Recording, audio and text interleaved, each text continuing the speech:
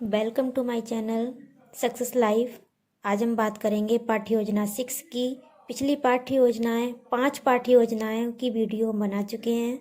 ये छठी पाठ्य योजना है कॉमर्स विषय की, जिसका प्रकरण है एटीएम मशीन। जानेंगे एटीएम मशीन प्रकरण को लेते हुए किस तरह से पाठ्य योजना तैयार की जाती है।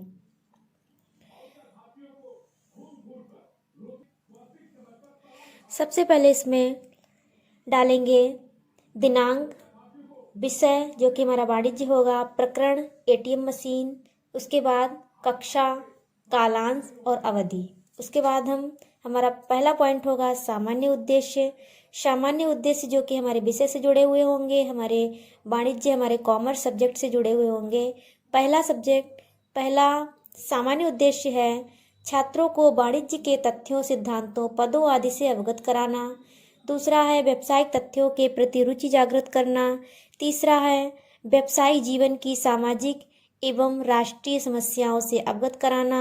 नेक्स्ट है वाणिज्य के अध्ययन हेतु आवश्यक कौशल को ग्रहण करना, उदाहरणार्थ चार्ट, ग्राफ, लेखा चित्र आदि बनाना। नेक्स्ट है छात्रों में वाणिज्यिक मुद्दों पर विचार विमर्श की योग्यता विकसित करना। नेक्स्ट है वाणिज्यिक सिद्धांतों व नियमों को व्यवहार रूप में लाने की क्षमता विकसित करना।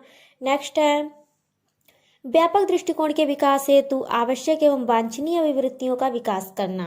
नेक्स्ट एंड लास्ट पॉइंट है वाणिज्य में सिद्धांतों, निष्कर्षों, समस्याओं, प्रक्रियाओं आदि की समझदारी विकसित करना। ये तो हो गए हमारे सामान्य उद्देश्य।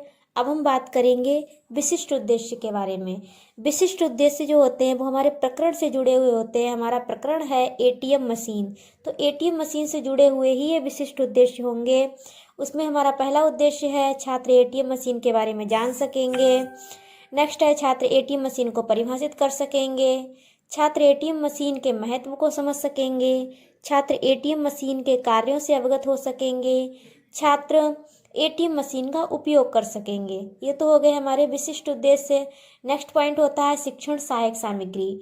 शिक्षण सहायक सामग्री में हम उसे मेंशन करते हैं जिस टीएलएम को हम अपने प्रकरण के लिए लेकर आए हैं। तो इस प्लान में हमने एटीएम मशीन का मॉडल तैयार किया था, तो वही इसमें लिखेंगे एटीएम मशीन का मॉडल। अगर आप चार्ट भी लाना चाहते हैं तो आप चार्ट लिख सकते हैं, लेकिन डस्टर, मार्कर इत्यादि चीज़ों का उल्लेख नहीं करेंगे क्योंकि ये सब कंपलसरी होती है। हमें शिक्षण सहायक सामग्री में केवल उन्हीं टीएलएम वस्तुओं को लिखना है जो हमारे प्रकरण से जुड़ा हुआ है। नेक्स्ट पॉइंट है 4 नंबर पूर्व ज्ञान। पूर्व ज्ञान में लिखेंगे छात्र एटीएम मशीन के संबंध में सामान्य जानकारी रखते हैं। उसके बाद हमारा नेक्स्ट पॉइंट है प्रस्तावना प्रश्न। इस प्रकार से टेबल बनाएंगे, 2 कॉलम होंगे, छात्राध्यापिका क्रियाएं, छात्र क्रियाएं। इसमें प्रस्तावना प्रश्नों की संख्या लगभग 4 से 5 होगी। इसमें 4 क्वेश्चन हैं और इन क्वेश्चन में इंटरलिंकिंग होनी चाहिए। तो हमारा पहला प्रश्न है हम धन का संग्रह क्यों करते हैं? बच्चे बताएंगे भविष्य हेतु हम धन का संग्रह करते हैं। नेक्स्ट हमारा क्वेश्चन होगा भविष्य हेतु बचाया गया धन हम कहाँ जमा करते हैं? बच्चे बताएंगे भविष्य हेतु धन को हम बैंक में या डाकघरों में जमा करते हैं। नेक्स्ट हम पूछेंगे कि बैंक में जमा किया गया धन हम कब निकालते हैं? बच्चे बताएंगे आवश्यकता पड़ने पर निकालते हैं। नेक्स्ट हम पूछेंगे आवश्यकता के समय यदि बैंक बंद हो तो हम अपना धन कैसे निकालेंगे? बच्चे यहाँ पर नहीं बता पाएंगे। यही हमारा समस्यात्मक प्रश्न हो जाएगा जो हमारे टॉपिक से जुड़ा हुआ है, हमारे प्रकरण से जुड़ा हुआ है। तो सबसे पहले हम इसे एक लाइन में स्टेटमेंट देंगे। हमारा नेक्स्ट पॉइंट होगा उद्देश्य कथन। उसमें हम लिखेंगे तब हम अपना धन एटीएम मशीन के माध्यम से निकाल सकते हैं। उसके बाद हम बोलेंगे बच्चों को कि छात्रों आज हम एटीएम मशीन के विषय में विस्तार से चर्चा करेंगे या अध्ययन करेंगे। उसके बाद हमारा नेक्स्ट पॉइंट होगा प्रस्तुतिकरण। नेक्स्ट पॉइंट होगा हमारा प्रस्तुतिकरण 7 नंबर। उसमें इस प्रकार से टेबल बनेगी जिसमें 5 कॉलम होंगे। पहला कॉलम होगा शिक्षण बिंदु, दूसरा होगा छात्राध्यापिका क्रियाएं, तीसरा होगा छात्र क्रियाएं, चौथा होगा सहायक सामग्री एवं विधि, और नेक्स्ट एंड लास्ट कॉलम बनेगा हमारा श्यामपट्ट कार्य का। तो इसमें शिक्षण बिंदु में हम लिखेंगे, हम क्लास में 3 शिक्षण बिंदु बनाए जाते हैं एक नेशन प्लान में। तो हमारा पहला शिक्षण बिंदु होगा एटीएम का अर्थ। इसमें हम सबसे पहले बच्चों से विकासात्मक प्रश्न करेंगे एटीएम मशीन से जुड़े हुए ही। तो हमारा पहला प्रश्न है, एटीएम मशीन कितने घंटे सेवा उपलब्ध कराती है? छात्र बताएंगे कि एटीएम मशीन 24 घंटे सेवा उपलब्ध कराती है। और ये हमने बच्चों से प्रश्न किया है, इसलिए यहाँ पर लिखेंगे प्रश्नोत्तर विधि। नेक्स्ट हमारा प्रश्न होगा, एटीएम मशीन से धन कौन निकाल सकता है? छात्र इस बात का उत्तर नहीं दे पाएंगे, लिखेंगे छात्र निरुत्तर हैं। क्वेश्चन पूछा है इसलिए लिखेंगे प्रश्नोत्तर विधि। यहीं पर हम अपना स्टेटमेंट देंगे। अब जैसा कि हमने पहले बताया है, शिक्षण सहायक सामग्री में हमने एक मॉडल बनाया था एटीएम मशीन का, तो उसका यूज कहाँ करना है ये बात भी बतानी पड़ेगी कि हम जिस मॉडल का या जिस भी वस्तु का इस्तेमाल कर रहे हैं वो कौन से शिक्षण बिंदु में कहाँ पर इस्तेमाल कर रहे हैं। तो हमने यहाँ पर उस मॉडल को दिखाया हुआ है, इसलिए स्पष्टीकरण देने से पहले हमने ब्रैकेट में लिख देंगे ब्लैक पेन से एटीएम मशीन का मॉडल दिखाते हुए। अब दिखाते हुए ही इस बात को हम स्पष्ट करेंगे स्पष्टीकरण के अंतर्गत कि एटीएम एक नवीन इलेक्ट्रॉनिक अवधारणा है। इसका पूरा नाम ऑटोमेटिक टेलर मशीन है। इसे हिंदी में स्वचालित गणक यंत्र कहते हैं। इसके अनेक नाम हैं, जैसे automatic banking machine, cash point bankmate. इसके आविष्कारक जो हैं वो जॉन सेफर्ड बैरोन, और 1960 ईस्वी में इसका आविष्कार किया गया। भारत में पहली बार 1987 ईस्वी में यह मशीन आई। इसके माध्यम से धनराशि जमा की जाती है व निकाली भी जा सकती है। इसके लिए व्यक्ति को बैंक ग्राहक होना आवश्यक है और उसे एटीएम कार्डधारी होना चाहिए। ये हमारा जब स्टेटमेंट हम दे रहे होंगे, स्पष्टीकरण दे रहे होंगे, उस समय छात्र क्या कर रहे हैं? छात्र हमारी बात को ध्यान से सुन रहे हैं। तो लिख देंगे सभी छात्र ध्यानपूर्वक सुन रहे हैं। और यहाँ पर प्रदर्शन विधि और व्याख्यान विधि लिखा जाएगा, क्योंकि हम मॉडल दिखा रहे हैं इसलिए प्रदर्शन विधि, और एक्सप्लेनेशन दे रहे हैं इसलिए व्याख्यान विधि। और स्पष्टीकरण देने के दौरान ही श्यामपट्ट कार्य भी किया जाता है। श्यामपट्ट कार्य में बहुत सारी बातें नहीं लिखते हैं, संक्षिप्त जो इम्पोर्टेंट पॉइंट हैं वही लिखे जाते हैं। तो हमने इसमें लिखा है एटीएम मशीन, पूरा नाम ऑटोमेटिक टेलर मशीन, आविष्कारक जॉन सेफर्ड बैरॉन, सर्वप्रथम 1960 ईस्वी, भारत में 1987 ईस्वी। यानी कि जब हम बच्चों को समझाएंगे तो बच्चे इस सन को समझ जाएंगे कि 1960 में मशीन सबसे पहले आई और हमारे भारत में 1987 में आई है। नेक्स्ट हम लिखेंगे इसमें कि एटीएम के अन्य नाम क्या हैं? ऑटोमेटिक बैंकिंग मशीन, हिंदी में इसे क्या कहते हैं? स्वचालित गणक यंत्र। उसके बाद जो भी हमने स्टेटमेंट दिया है उसी में से हम बच्चों से बोधात्मक प्रश्न पूछेंगे। बोधात्मक प्रश्नों की संख्या लगभग 2 से 3 होती है। तो हमारा पहला बोधात्मक प्रश्न है, एटीएम का पूरा नाम क्या है? बच्चे बताएंगे ऑटोमेटिक टेलर मशीन। हमने प्रश्न पूछा है इसलिए लिख दिया है यहाँ पर प्रश्नोत्तर विधि। हमारा नेक्स्ट क्वेश्चन है, भारत में यह सुविधा कब प्रदान की गई? बच्चे बता देंगे यह सुविधा 1987 ईस्वी में प्रदान की गई। प्रश्न पूछा है इसलिए प्रश्नोत्तर विधि। नेक्स्ट क्वेश्चन है, एटीएम के आविष्कारक कौन हैं? बच्चे बता देंगे एटीएम मशीन के आविष्कारक सन जॉन सेफर्ड बैरोन हैं। प्रश्न पूछा है इसलिए हो जाएगा प्रश्नोत्तर विधि। ये तो हो गया हमारा पहला टीचिंग पॉइंट। अब हम दूसरे टीचिंग पॉइंट की बात करते हैं। फॉर्मेट वही रहेगा, वही 5 कॉलम रहेंगे। अब दूसरे टीचिंग पॉइंट में हम सेकंड नंबर डाल के लिख देंगे एटीएम की विशेषताएं। और सबसे पहले इस पॉइंट को पढ़ाने से पहले हम सबसे पहले बच्चों से विकासात्मक प्रश्न करेंगे, जिसमें हमारा पहला प्रश्न है, एटीएम को हिंदी में क्या कहते हैं? बच्चे बताएंगे एटीएम को हिंदी में स्वचालित गणक मशीन कहते हैं। प्रश्न पूछा है इसलिए लिख देंगे प्रश्नोत्तर विधि।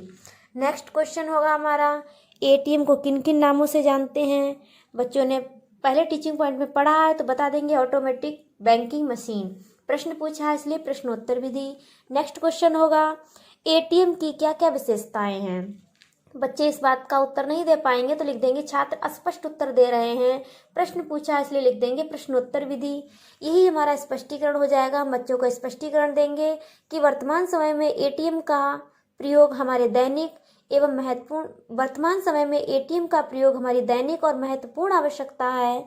इसकी विशेषताएं निम्न प्रकार हैं। पहला होगा, एटीएम के माध्यम से हम फंड ट्रांसफर कर सकते हैं, यानी कि लिंक्ड बैंक अकाउंट के बीच हम कर सकते हैं। नेक्स्ट पॉइंट होगा, एटीएम से कैश बैलेंस भी प्राप्त कर सकते हैं। नेक्स्ट, एटीएम 24 घंटे सेवा देती है। नेक्स्ट, ये स्वचालित मशीन है। नेक्स्ट, बैलेंस ट्रांसफर की न्यू टेक्निक है। यह पासवर्ड को चेंज करने की भी सुविधा देती है। ये जब हम स्पष्टीकरण दे रहे होंगे उस समय छात्र हमारी बातों को सुन रहे होंगे, तो लिखेंगे यहाँ पर सभी छात्र ध्यानपूर्वक सुन रहे हैं। यहाँ पर हम व्याख्या दे रहे हैं इसलिए लिख देंगे व्याख्यान विधि। और जैसा कि हमने बताया स्पष्टीकरण के दौरान ही स्वयंपट कार्य करना होता है, तो इस प्रकार स्वयंपट कार्य में मुख्य बिंदुओं को ही मेंशन करेंगे, जो कि हमने लिखा है एटीएम की विशेषताएं। 24 घंटे सेवा, दूसरा पॉइंट स्वचालित मशीन, तीसरा जमा व निकालने की सुविधा, फिर पिन बदलने की सुविधा और नवीन तकनीक। बहुत ज़्यादा डिटेल में नहीं लिखना है, संक्षिप्त में लिखेंगे और डिटेल में बताएंगे। ये रूल्स होता है प्लान बनाने का।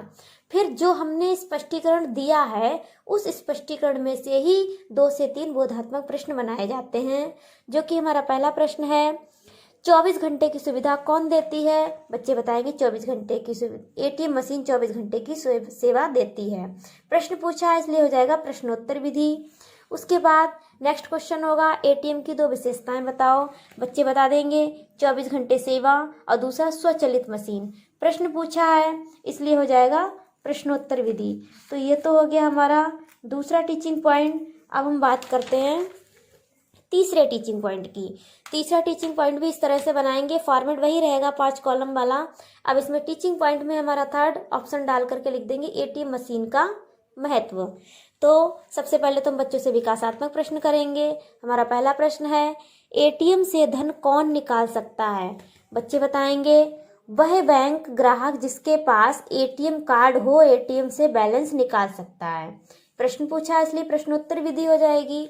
हमारा नेक्स्ट क्वेश्चन होगा एटीएम का हमारे जीवन में क्या महत्व है? बच्चे महत्व नहीं बता पाएंगे, तो यही हमारा स्पष्टीकरण हम यहीं से उन्हें देंगे। बच्चों को बताएंगे कि एटीएम का हमारे जीवन में विशेष महत्व है। एटीएम से धन जमा किया जा सकता है, एटीएम से धन निकाला जा सकता है, एटीएम से लिंक्ड बैंक के बीच फंड ट्रांसफर कर सकते हैं, एटीएम से पिन बदल सकते हैं, एटीएम से बिल पेमेंट कर सकते हैं, एटीएम से कैश विड्रॉल कर सकते हैं। जिस समय हम स्पष्टीकरण दे रहे हैं उस समय बच्चे हमारी बात को ध्यान से सुन रहे हैं, तो लिख देंगे सभी छात्र ध्यान से सुन रहे हैं। यहाँ पर हम एक्सप्लेनेशन दे रहे थे इसलिए लिखेंगे व्याख्यान विधि। और एक्सप्लेनेशन देने के दौरान ही हमें स्वयंपट कार्य करना होता है। बहुत ज़्यादा डिटेल में नहीं, संक्षिप्त पॉइंट ही लिखे जाते हैं जो इम्पोर्टेंट हैं। हमने लिखा है एटीएम का महत्व। पहला है cash deposit, next cash withdrawal, pin change, bill payment, fund transfer. और दूसरा पॉइंट हम बता देंगे यदि एटीएम का पिन खो जाता है तो पिन चेंज करके एटीएम कार्ड को सुरक्षित कर सकते हैं। और एक बात और ध्यान रखनी है, जो आपने स्पष्टीकरण दिया है उसी में से बोधात्मक प्रश्न पूछे जाते हैं 2 या 3, लेकिन वे प्रश्न हमारे स्वयंपट कार्य में जो लिखा है उससे जुड़े हुए होने चाहिए।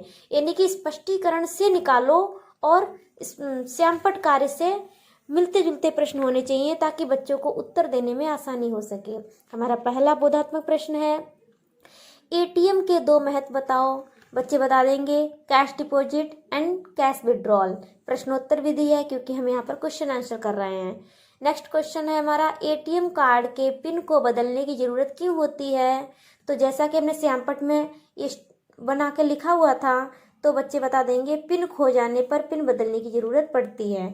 अब यहाँ से हम बच्चों से क्वेश्चन पूछ रहे हैं इसलिए यहाँ पर होगी प्रश्नोत्तर विधि। तो इस प्रकार हमारे तीनों टीचिंग पॉइंट पूरे हो गए। अब हम अगले पॉइंट पर पहुंचते हैं। 8 नंबर पॉइंट था, 7 नंबर प्रस्तुतिकरण था जिसमें 3 टीचिंग पॉइंट थे। अब 8वां पॉइंट आएगा स्वयंपट सार एवं निरीक्षण कार्य। इसमें हर बार ये स्टेटमेंट लिखना होता है कि छात्राध्यापिका छात्रों को स्वयंपट सार अपनी उत्तर पुस्तिकाओं में उतारने का निर्देश देकर स्वयं कक्षा में घूम घूम कर निरीक्षण करेगी। नेक्स्ट है 9 नंबर पुनरावृत्ति या मूल्यांकन प्रश्न। पुनरावृत्ति और मूल्यांकन प्रश्न जो होते हैं वो हमारे पूरे प्रकरण से जुड़े हुए होते हैं, क्योंकि यहाँ पर पहुँचते पहुँचते हमने जो है अपना पूरा प्रकरण बच्चों के सामने उन्हें पढ़ाया है, समझाया है। तो इनकी संख्या भी 3 से 4 रखी जाती है। मैंने 5 क्वेश्चन रखे हैं और इन सभी के उत्तर बच्चे दे देते हैं। जैसे हम पहला प्रश्न है हमारा एटीएम का पूरा नाम बताओ। दूसरा एटीएम के जनक कौन है। तीसरा, भारत में एटीएम सुविधा कब प्रदान की गई? 24 घंटे सेवा देने वाली मशीन कौन सी है? एटीएम की 2 विशेषताएं बताओ। नेक्स्ट एंड लास्ट हमारा पॉइंट होगा गृह कार्य। गृह कार्य में रिक्त स्थान पूर्ति करो, यानी कि गृह कार्य में आपको ध्यान देना है कि प्रश्नोत्तर बच्चों को होमवर्क में नहीं देने हैं, क्योंकि हमने पूरे प्लान में बच्चों से क्वेश्चन आंसर ही किए हैं, तो बच्चों को कुछ अलग हटके देना चाहिए ताकि उन्हें बोरिंग ना लगे, इसलिए हमने फिल इन द ब्लैंक्स दिए हैं। तो इनकी संख्या भी 4 या 5 पॉइंट हम लिख सकते हैं। हमारा पहला है एटीएम की सुविधा, फिर थोड़ा सा स्पेस छोड़कर लिखेंगे घंटे उपलब्ध होती है। बच्चे ने आपकी बात ध्यान से सुनी होगी तो बच्चा यहाँ पे 24 भर देगा। एटीएम के जनक हैं, एटीएम का आविष्कार में हुआ। एटीएम को हिंदी में कहते हैं, एटीएम के लिए कार्ड जरूरी है। अब जो यहाँ पर रिक्त स्थान है वो बच्चा आराम से भर देगा। आप देख पा रहे हैं इसमें अलाउ भी लिखा हुआ है। इसका अर्थ ये होता है कि इस प्लान में कोई भी मिस्टेक नहीं है, ये पूरी तरह से सुरक्षित है और प्रेजेंट करने के योग्य है। और मैंने केवल इसे अलाउ ही नहीं, इसे प्रेजेंट भी किया है। नीचे भी बहुत सारी कमेंट्स टीचर्स ने लिखी हुई हैं। तो आपको अगर प्लान पसंद आया हो तो आप लाइक कीजिएगा, सब्सक्राइब कीजिएगा। धन्यवाद।